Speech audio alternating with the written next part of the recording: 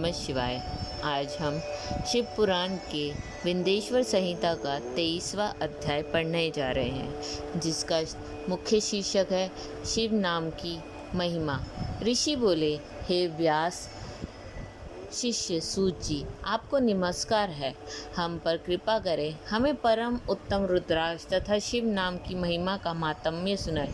सूत जी बोले, हे ऋषियों, आपने बहुत ही उत्तम तथा समस्त लोगों के हित की बात पूछी है। भगवान शिव की उपासना करने वाले मनुष्य धन्य हैं, उनका मनुष्य होना सफल हो गया है। साथ ही शिव भक्ति से उनके कुल का उद्धार हो गया है। जो मनुष्य अपने मुख से सदा शिव और शिव नामों का उच्चारण करते हैं, पाप उनको स्पर्श भी नहीं कर पाता है। भस्म, रुद्राक्ष और शिव नाम त्रिवेणी के समान महापुण्य में है।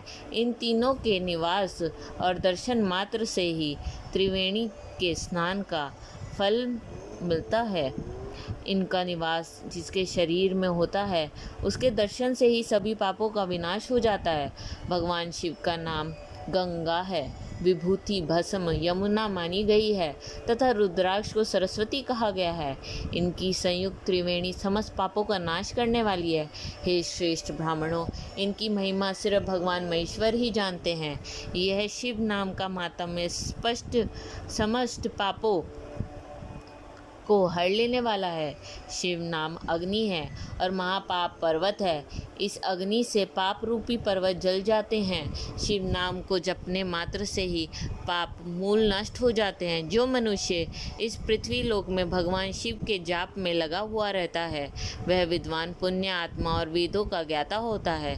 उसके द्वारा किए गए धर्म कर्म फल देने वाले हैं। जो भी मनुष्य शिव नाम रूपी नौका पार भव सागर को उतर जाते हैं, उनके भव रूपी पाप निसंदेह ही नष्ट हो जाते हैं। जो पाप रूपी दावा नल से पीड़ित हैं, उन्हें शिव नाम रूपी अमृत का पान करना चाहिए। हे मुनीश्वरों, जिसने अनेक जन्मों तक तपस्या की है, उसे ही पापों का नाश करने वाली शिव भक्ति प्राप्त होती है। जिस मनुष्य के मन में कभी ना खंडित होने वाली शिव भक्ति प्रकट हुई है, उसे ही मोक्ष मिलता है। जो अनेक पाप करके भी भगवान शिव के नाम जप में आदर पूर्वक लग गया है, वह समस्त पापों से मुक्त हो जाता है। इसमें जरा भी संशय नहीं है। जिस प्रकार जंगल में दवा नल से दग्ध हुए वृक्ष भस्म हो जाते हैं, उसी प्रकार शिव नाम रूपी दावानल में दग्ध होकर उसके सारे पाप भस्म हो जाते हैं। जिसके भस्म लगाने से हम पवित्र हो गए हैं और जो आदर सहित शिव नाम जपता है, वह इस अथाह भव सागर से पार हो जाता है। संपूर्ण वेदों का अवलोकन करके महर्षियों ने शिव नाम को संसार सागर को पार करने का उपाय बताया है। भगवान शंकर को एक नाम में भी पाप को समाप्त करने की इतनी शक्ति है कि उतने पातक कभी कोई मनुष्य कर ही नहीं सकता।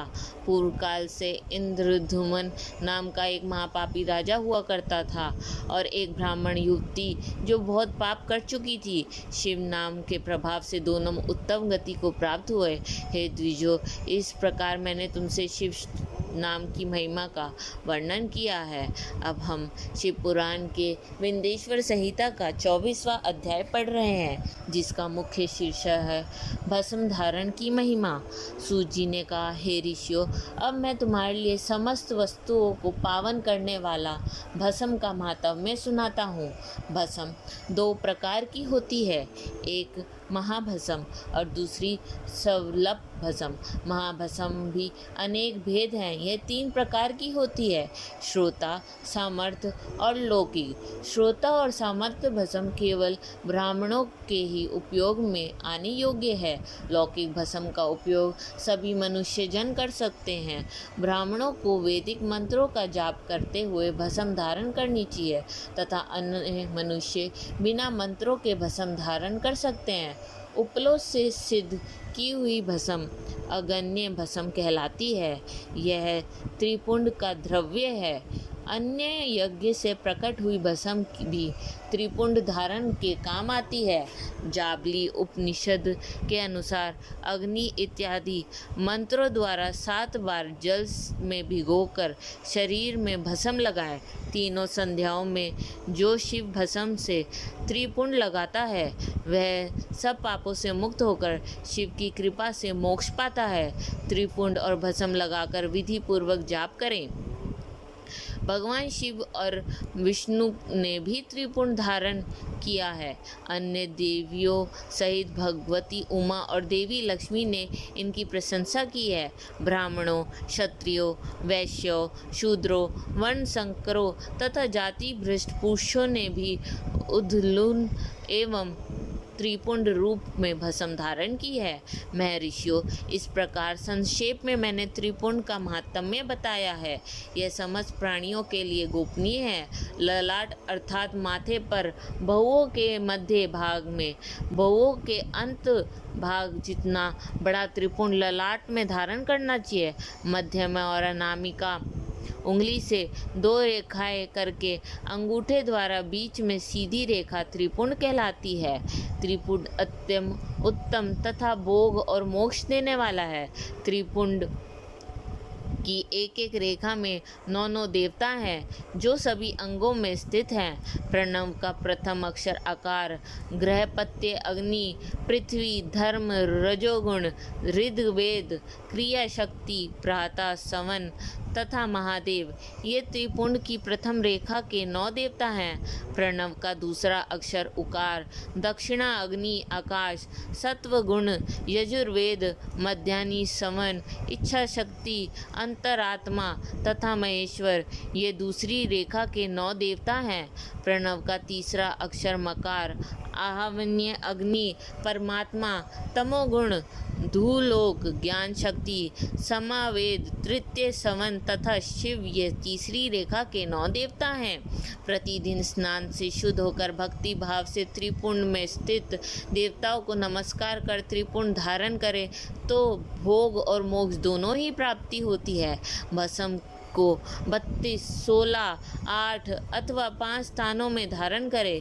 सिर, माथा, दोनों कान, दोनों आँखें, नाक के दोनों नथुनों, दोनों हाथ, मुंह, कंठ, दोनों कोहनी, दोनों भूदंड, हृदय, दोनों बगल, नाभि, दोनों अंडकोश, दोनों अरु, दोनों घुटनों, दोनों पिंडली, दोनों जांघों और पांव आदि 32 अंगों में क्रमशः अग्नि, वायु, पृथ्वी, देश, 10 दिशाएं, 10 दिक्पाल, 8 वसुंधरा, ध्रुव, सोम, आम, अनिल, प्रातः काल इत्यादि का नाम लेकर भक्ति भाव से त्रिपुंड धारण करें अथवा एकाग्र चित्र हो 16 स्थान में ही त्रिपुंड धारण करें। सिर, माथा, कंठ, दोनों कंधों, दोनों हाथों, दोनों कोहनियों तथा दोनों कलाइयों, हृदय, नाभि, दोनों पसलियों एवं पीठ में त्रिपुंड लगाकर इन 16 अंगों में धारण करे। तब अश्विनी कुमार, शिव शक्ति, रुद्र, ईश, नारद और वाम आदि 9 शक्तियों का पूजन करके उन्हें त्रिपुंड में धारण करे। सिर, बालों, दोनों कान, मुंह, दोनों हाथ, हृदय, नाभि, उरु युगल, दोनों पिंडली एवं दोनों पांव, इन 16 अंगों में क्रमश शिव, चंद्र, रुद्र, ब्रह्मा, विष्णु, गणेश, लक्ष्मी, शिव, प्रजापति, नाग, दोनों नाग कन्याएं, ऋषि कन्या, समुद्र, तीर्थ इत्यादि के नाम स्मरण करके त्रिपुंड भस्म धारण करे। माथा, दोनों कान, दोनों कंधे, छाती, नाभि एवं गुप्त अंग आदि 8 अंगों में सप्तऋषि ब्राह्मणों का नाम लेकर भस्म धारण करे अथवा मस्तक, दोनों भुजाएं, हृदय और नाभि, इन 5 स्थानों को भस्म धारण करने के योग्य बताया गया है। देश तथा काल को ध्यान में रखकर भस्म को अभिमंत्रित करना चाहिए तथा भस्म को जल में मिलाना चाहिए। त्रिनेत्रधारी, सभी गुणों के आधार तथा सभी देवताओं के जनक और ब्रह्मा एवं रुद्र की उत्पत्ति करने वाला परब्रह्म परमात्मा शिव का ध्यान करते हुए ओम नमः शिवाय मंत्र को बोलते हुए माथे पर व एवं अंगों पर त्रिपुंड धारण करें।